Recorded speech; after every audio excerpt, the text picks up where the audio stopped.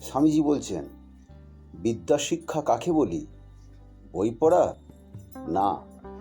নানাবিধ জ্ঞানার্জন? তাও নয়। যে শিক্ষা দ্বারা এই ইচ্ছা শক্তির বেগ ও স্ফূর্তি নিজের আয়ত্ত ও সফল কাম হয়, তাহাই শিক্ষা। ঠাকুর বলছেন, ভক্তি কিরূপে হয়? প্রথমে সাধুসঙ্গ করতে হয়। সাধুসঙ্গ করলে ঈশ্বরীয় বিষয়ে শ্রদ্ধা হয়। শ্রদ্ধার পর নিষ্ঠা। ঈশ্বর কথা বই আর কিছু শুনতে ইচ্ছা করে না, তাঁরই কাজ করতে ইচ্ছা করে।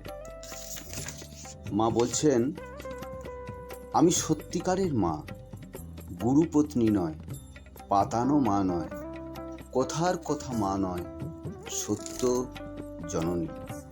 যেমন ফুল নাড়তে চাড়তে ঘ্রাণ বের হয়, চন্দন ঘষতে ঘষতে গন্ধ বের হয়, তেমনি ভগবত তত্ত্ব আলোচনা করতে করতে তত্ত্বজ্ঞানের উদয় হয়।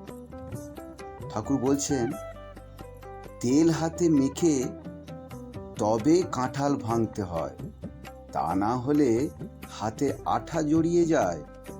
ঈশ্বরে ভক্তিরূপ তেল লাভ করে তবে সংসারে কাজে হাত দিতে হয়। আরো বলছেন, গুরু এক সচ্চিদানন্দ, তিনি শিক্ষা দিবেন। আমার সন্তান ভাব।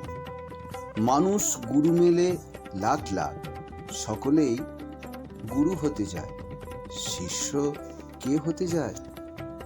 জয় মা, জয় ঠাকুর, জয় স্বামীজি।